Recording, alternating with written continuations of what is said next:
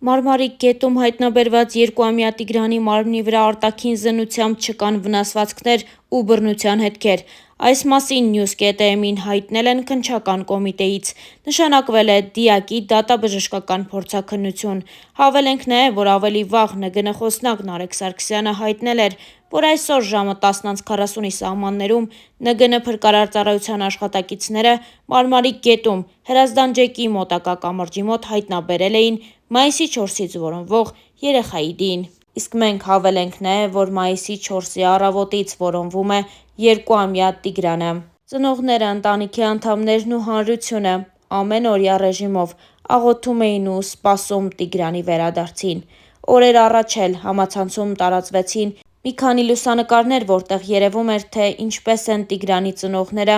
աղոթում Տիգրանին գտնելու համար։ Եվ Տիգրանի ծնողները արցունքն աչքերին աղոթք էին կարդում ու սպասում, որ իրենց փոքրիկ որդին շատ շուտով կգտնվի։ Լուսանկարները մեծ հուզականություն են առաջացրել բոլոր դիտողների մոտ։ Դրանցից մի քանիսը ներկայացնում ենք ձեր ուշադրությանը։ Հավելենք նաև, որ այսօր մայիսի 12-ի վաղ առավոտից նույն ինտենսիվությամբ վերսկսվել են մայիսի 4-ից անհայտ կորած համարվող 2-ամյա երեխայի որոնողական աշխատանքները։ Ներքին գործերի նախարարությունից տեղեկացնում են, որ որոնողական աշխատանքներին ներգրավված են մեծաթիվ ուժեր փրկարար ծառայությունից և ոստիկանությունից։ Անդրադառնալով ահազանգին, որ զանգել էին երեխայի լացի ձայնն էին միացրել ու անջատել, Լուրեր.am-ի հետ զրույցում ներքին գործերի նախարարության մամուլի քարտուղար Նարեկ Սարգսյանն ասել է, որ ահազանգողի ինքնությունը ճշտվել է,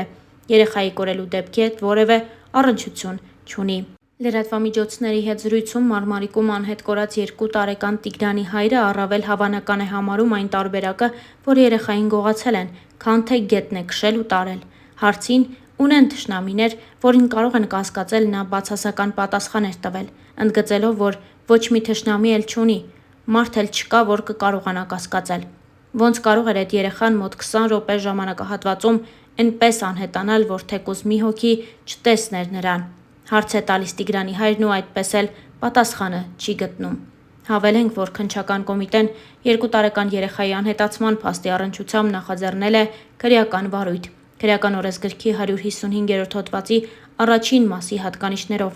այն է սպանությունը, ապօրինաբար մեկ ուրիշին կյանքից զրկելը։ Մարմարիկ գյուղում արդեն 7 օր է շարունակվում են 2-ամյա Տիգրանի որոնումները։ Դրանք առավելապես կենտրոնացած են գետում, սակայն դեռևս արդյունք չեն տվել։ Օրեր առաջ Մարմարիկ գետի հոսքը կանգնեցվեց, այնուհետև հատուկ նավակներ իջեցվեցին ջրի հատակն ամբողջ երկայնքով նկարելու համար։ ՆԳՆ-ից հայտնում են, որ Մարմարիկ գետի երկայնքով մինչև Աղբյուրակի ջրամբար և հարակից տարածքներում 2 տարեկան երեխայի որոնողափրկարարական աշխատանքները մասնակցում են հարյուրավոր փրկարարներ, այդ թվում ջրափրկարարներ և կինոլոգներ, ինչպես նաև կամավորներ։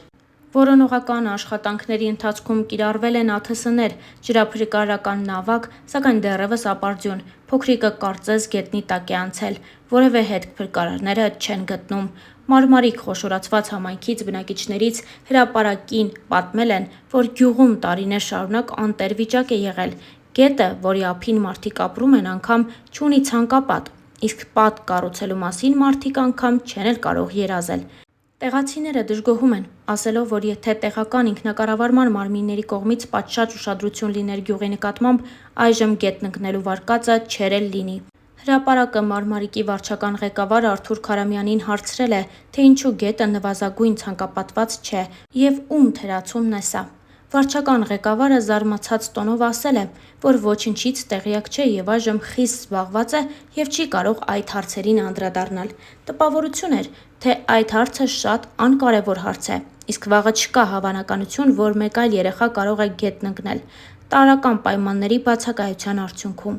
Կոտայքի մարզպետարանից ևս հետաքրքրվեցինք, ինչու մարզպետարանը հետամուտ չի լինում այս հարցերում, ով պետք է վերահսկի նման դեպքերը։ Մարզպետարանից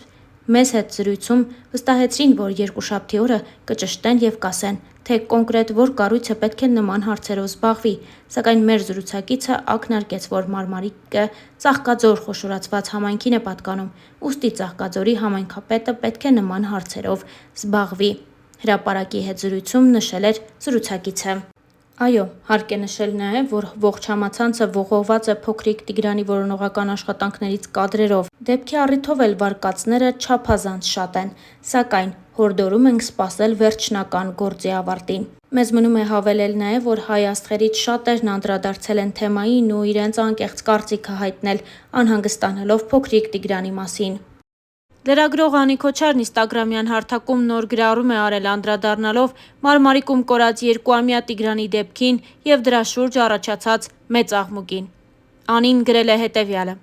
«Մանկության տարիներին ես 2 անգամ կորել եմ։